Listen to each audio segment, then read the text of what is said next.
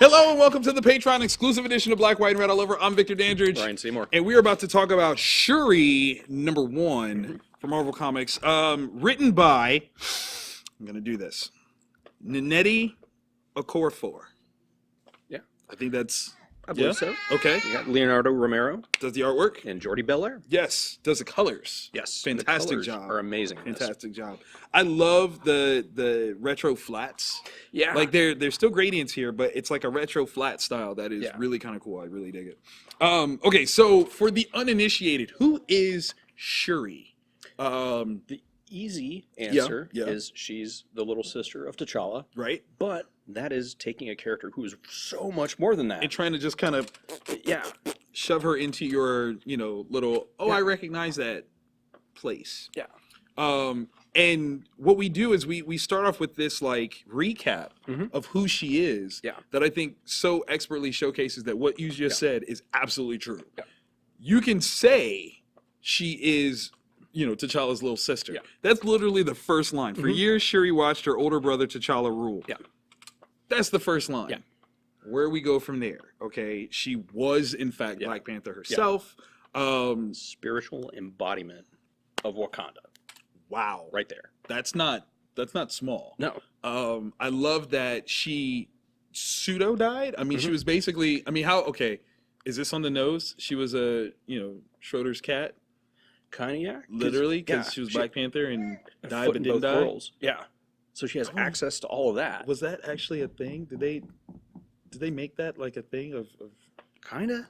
Okay. Yeah, because that's why the ancient future, they keep referencing that. They keep calling it, I think that's a brilliant name too. Yeah. Ancient future, because she's endowed with all the previous knowledge that Wakanda has. But she has that vision for the future. Yeah. The intelligence, the creativity. It's kind of brilliant. Yeah. It's kind of brilliant. Yeah. Oh my God. Needless to say, she's one of the most badass characters in the Marvel Universe that maybe you've never heard of, which is crazy. Up until the movie Black Panther, like Shuri was not really, not a lot was done with her. No, not a whole lot. She was first created during Reginald Hudlin's run with John Romita Jr. Yeah. So if you go back, you're not even going back 20 years. Yeah. Oh my God, she's less than 20 years old. Okay, all right. All right, so we start off where Wakanda is dipping into the space race. And this is one that, like, it's kind of a no-brainer. Wow, I'm surprised it's taken this long to express this. They have the tech level to do it. They have the tech level to do it better than anybody else. Easily. They wanted to be very patient. They wanted to make the right decision diplomatically, scientifically, culturally.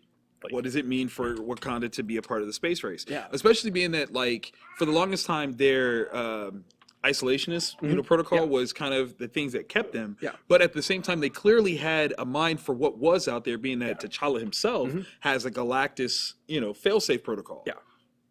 So he knows what's out there. Yeah. You almost want to beg the question, like, well, if you know what's out there, why haven't you gone out there? There is the Black Panther series that is the Wakandan Empire in space. Yeah. I wonder if this is considered a precursor to that? Wondering that, because as they're going and exploring, they're talking about a wormhole. So I don't know if that like kicks things into gear. These are the questions. These are the questions. Oh, that would also tie in so good with the fact that Black Panther isn't, like, there is no Black Panther. Exactly. Okay, Yeah. All right, so here what we have is a telecast, which I think is really smart to establish a media focus of how Wakanda keeps its people informed. Yeah.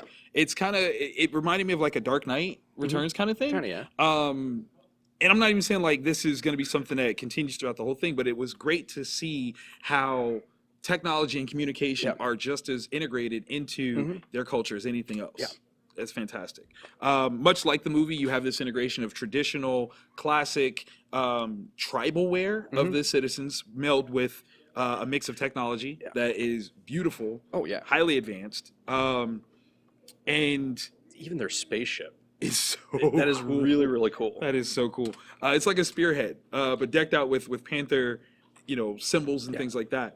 Okay, so they've built this thing. They're ready to test it out. Of course, the person that has to test it has got to be T'Challa. Yeah. Because, he's the king. He's an Avenger. There's so many different reasons where, he's like, hey, look, I'm going to try this. And you're like, makes sense.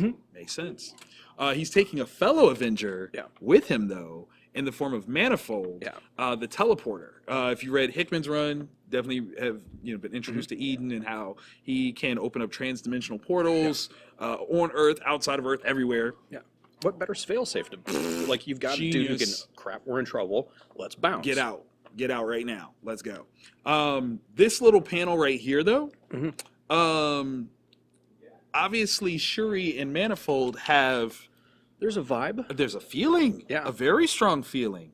Let me ask you this, you're Manifold, you're feeling Princess Shuri, right? Her brother is T'Challa. Do you hit on her? That might be a courtly kind of love situation, because if you come wrong, I'm not saying I'm no punk, but I'm just not trying to. Right. I'm not trying to have that level of problems with T'Challa. Yeah, I'm just not. Yeah, the angry big brother is a problem. And we supposed to go out into space right quick? I don't know if I want that situation. Yeah, like his his backing down was probably the best political decision. It was a smart move. But what I love is that Manifold does give it back to him, because T'Challa's like, yo, I don't think I should have let you come to Wakanda like this. He's like, you thought I was here for you? Nah. So I give him some props. So I was like, hey, way to man up. Way to not back down in front of the king. But clearly this is a budding relationship. Yeah. And it's one that I'm totally like, it's organic. It works for me. It absolutely works for me. Interesting minded people. It's a nice range of things. Yeah. What I definitely love is that while Shuri is very confident in the technology that she's built, I mean, she's part of this design crew, engineering the whole nine. She's bringing Manifold, like she suggested Manifold as a failsafe. Yeah. That's brilliant. It's so next level thinking. It is, because she's literally looking out after her brother without it being obvious that she's looking out after her brother. Yeah. That's the way it's supposed to be. Like, that's genius level stuff. And here's where it gets interesting. We're talking about T'Challa a lot right now, and how he's going up into space. This is where that literally stops. Yeah. We're no longer talking about him, despite the fact that they've been gone now for almost 2 weeks. Yeah. Some things happened, they've been gone, but this is Shuri dealing with Shuri stuff. Yeah. This is how Shuri deals. What I love here is we see her in her lab doing what Shuri does best. She is building. Inventive, creative, just the wings for the flying thing. Because I thought that was cool. And then when it shifts to the other stuff that they can do. Right. So, and what's really interesting to me here is this is a Reed Richards move. Yeah. I'm stressed out. I don't know what else to do. Let me go make some stuff. I'm going to make some stuff, and this is it. And I think by establishing this version of Shuri and her technological prowess is setting her up as her own person in the Marvel Universe. Like, I think this is... They're actually taking time to do that, to not make her derivative or secondary. She's her own character with her own... Yeah, like, I'm loving everything they're doing with this book. It's so good. But yeah, so she can turn it on or off, and just kind of experience being out there, trying stuff. The thing that I think is interesting even still is that she is imbued with powers that I was not fully aware of based on her connection to the ancestral plane. She can basically turn into, is it a bird or a flock? Because I see, like, here's a bird here, but I think later on we see a flock. Yeah, I couldn't tell on that one either. Okay. But yeah, it almost feels like she has a stronger connection to that spiritual realm than her brother does. Very interesting, though, that it's a bird. Yeah. For a culture that's built on the love of cats, for her to be a bird says a lot. There's the potential prey to what Bast and what the Black Panther title could be. Yeah. Is there conflict there? Not sure.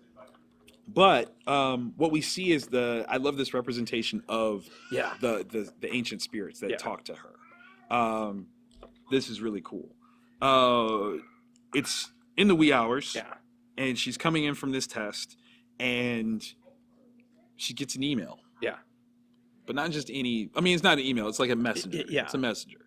From someone named Moody. Yeah. Muti. Now, we talked about this like or around it on the free episode. Yeah. Definitely check it out. Make sure you're a subscriber. This person is described as a young hacker who is Wakandan, has been a part of a group that has decided to take themselves off the grid, if you will, in Wakanda. Now, I mean, there's hacking and there's living off the grid, but how do you go off the grid on a place that is already off the grid? Yeah. Like, that seems like a complicated piece, not like a redundant sort of, but like harder. Like, yeah, and especially when you're communicating with Shuri, who is one of the, if not the smartest person in the Marvel universe. Right. Like, how can she not? Because she's very curious who this person is. Very much so. Why can't she figure out who this is? Is she choosing not to? Yeah. Or what? So that's one of the cool things, I think, with what this is setting up. Yeah, I'm hoping that's...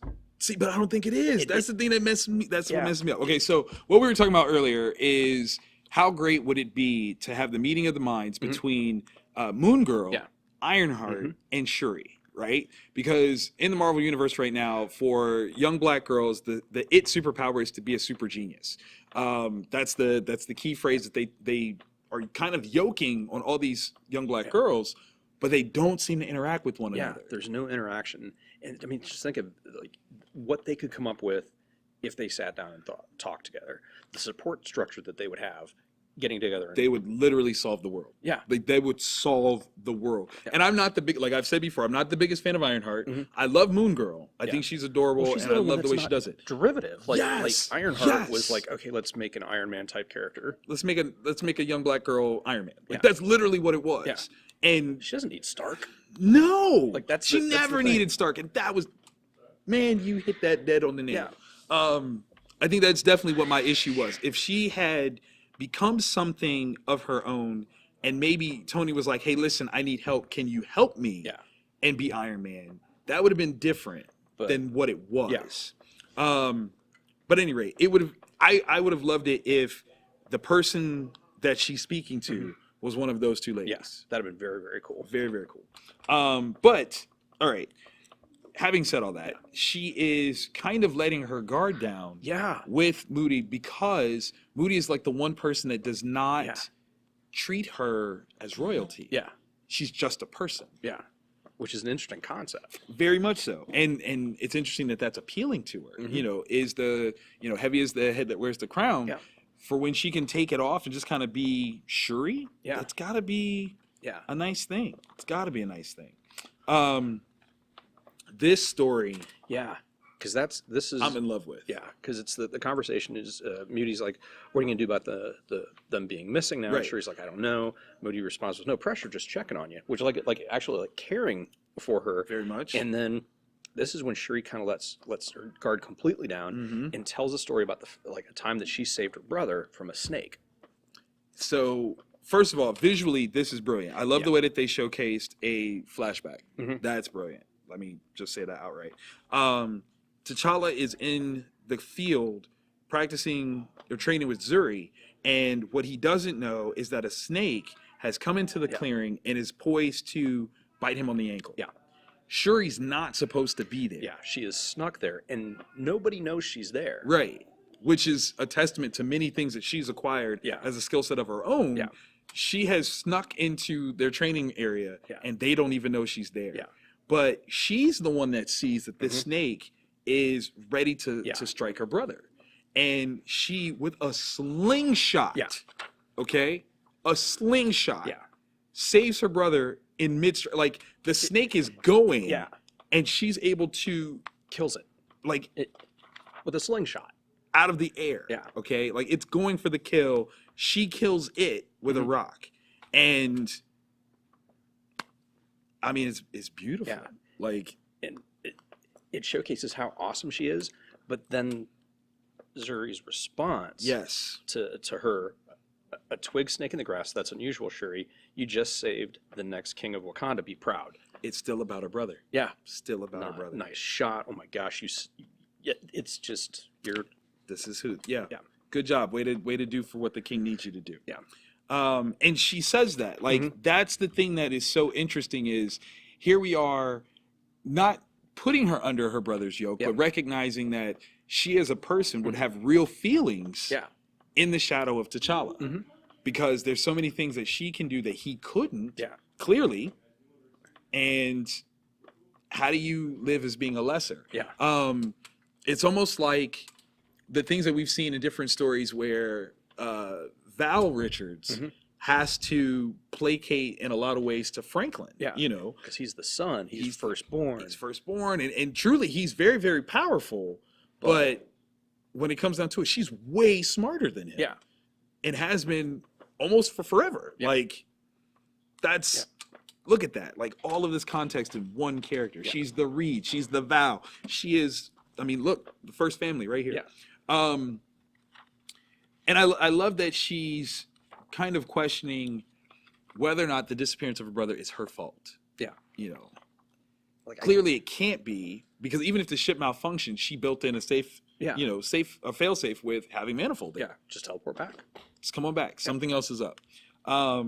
She has now created another piece of technology that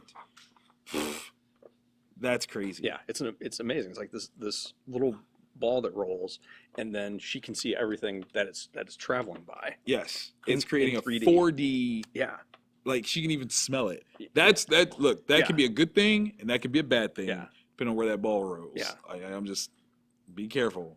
That could be dangerous. But it's a way to now send communication, spy even, to change everything about how you can see, you know, the things you can see, what you can, like, when you can see it. It's huge. It's absolutely huge. While she's testing this out, she gets a call from her mom. And it's it's funny. Mothers know. Mothers know. You can't, you know, Ramonda is, and what's interesting is, okay, if you're only familiar with her through Black Panther, the movie, she is not T'Challa's mom. She is his stepmother. T'Challa's mom died, I think, when she was giving birth to him. I believe so. So Ramonda is Shuri's mom, not T'Challa's. So that has had story dynamics that have played out in the past. But I love the notion of how, even in the movie, Ramonda knows her daughter. So when Shuri is walking away and she flicks off T'Challa and she's like, "Shuri, I'm sorry, mother." Like, she didn't have to turn around. She knew what her daughter was doing. She knew. It is what it is. So she tells her to come meet her by the boaba tree, and specifies, like, take transport, don't fly. Like, don't. Of course, immediately turns into a flock of birds. Which is actually so cool. Like, it really is. It is mad cool. Like, I don't know, like, seeing her do this, it's reminiscent to me of Storm. There's something very regal about it. Like, there's a majesty to the whole thing. Okay, so she goes over to the field and pushes aside some brush and sees a number of ladies sitting in a circle. And honestly, this is so funny. I literally thought this was going to be the end of the book. I did too. I was ready for this, like, oh, okay, this is a cool image. Who are these ladies? I wonder what, you know, next issue. Nope. Turn the page. Story still goes. This is where you find a hidden part of Wakanda's culture, their history. That they're, like, while the men made decisions, there were a group of women that went off in secret to discuss things that they would then integrate into the council's decision making. It is, all right, walk with me on this one. In My Big Fat Greek Wedding, there's a line of, men are the head, women are the neck, and they can turn the head any way they want to. That's what this was for me. I was like, this is brilliant. Like, I love this. Because it's a completely different point of view that they're coming from. Yes. That it's the real power. It's very, very cool. So with an introduction of who these folks are, we've got Okoye, who is of the Dora Milaje, apparently who is the only one that's still loyal to the throne. Some other stuff obviously happened there. Got to go back and read it. But this is the introduction that we have. We have Zuina, who is the director of the Extraction Academy. I don't know what that is, but I'm curious. Like, is that spy stuff? Extraction, pull things out? I don't know. We have Mansa, who just graduated from high school, who is the youngest person there.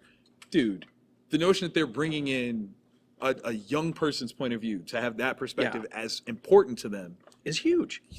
It's so huge. It's great. Tiwa, mother of 4 and professor of physics at Wakanda University. I love that she's like, hey, look, I'm a mom. So this accounts where I'm coming from. Yeah. And then we have Bube, single mother of 2. Yeah. That's a different context. Yeah. Dressmaker of many. So we're not just talking, high-thinking folks. Yeah. Blue collar, young, I mean, everything. Executive. And then, of course, the Queen Mother herself. Like,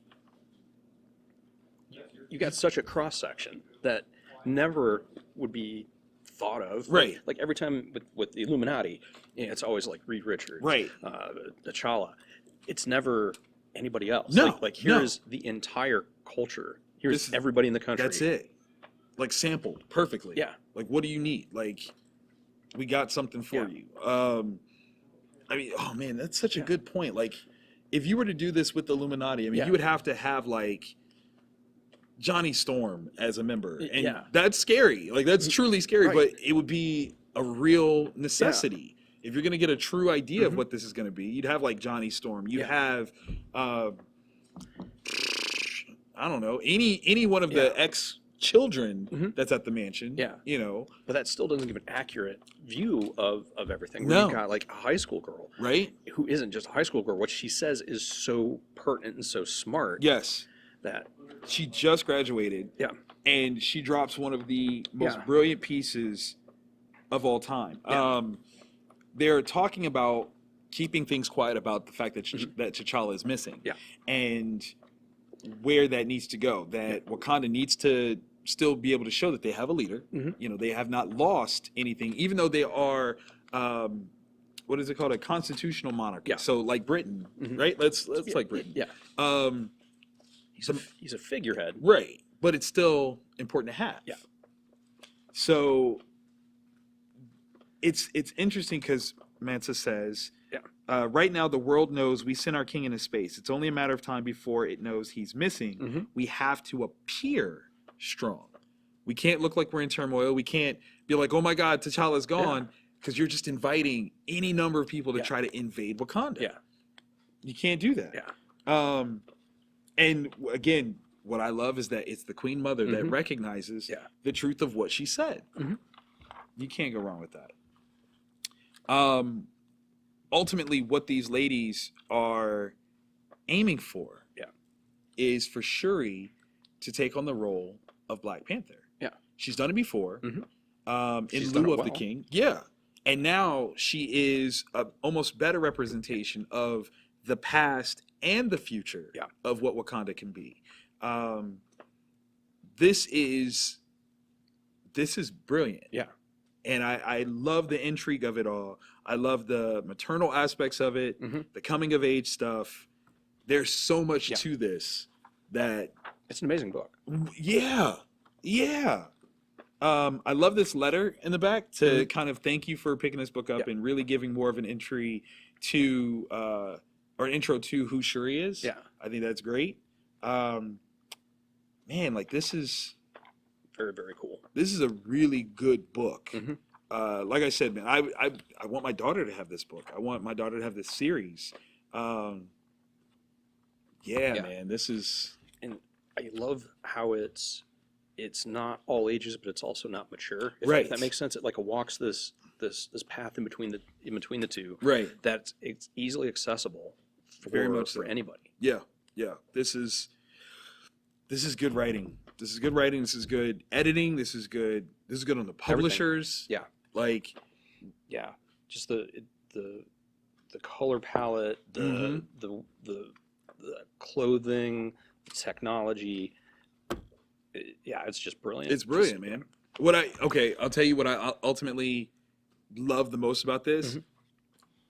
It has not been a year since Black Panther came out, so this is still topical and timely in its release. Like with the combination of Shuri's presence in Black Panther and then in Infinity War, there are so many pro Shuri people. Like we haven't had a Black Panther filled Halloween yet. Yeah. Like yes, we had a lot of Black Panther costumes post Civil War. Yeah. But this is the first Halloween that we've had since the Black Panther movie, and you guys have already produced more content for the various facets of the Black Panther, base. Yeah. Thank you.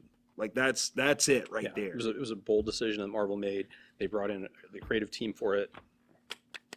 Yeah. Good job. Good job. Dude, I'm gushing. I'm glowing. I'm gushing. Yeah, I'm taking a copy home. Good stuff. Good stuff. Thank you guys again for following along with us. Thank you for being our Patreon subscribers. Definitely tell your friends about the Patreon as well as our actual free show. We're definitely aiming to drive up our subscribers. We're trying to get 1,000 before the end of November. It's only 140-ish. That's it. It's totally easy. That's it. We can totally do it. So keep spreading the word. And love, peace, and chicken grease, y'all. That's real. Yep.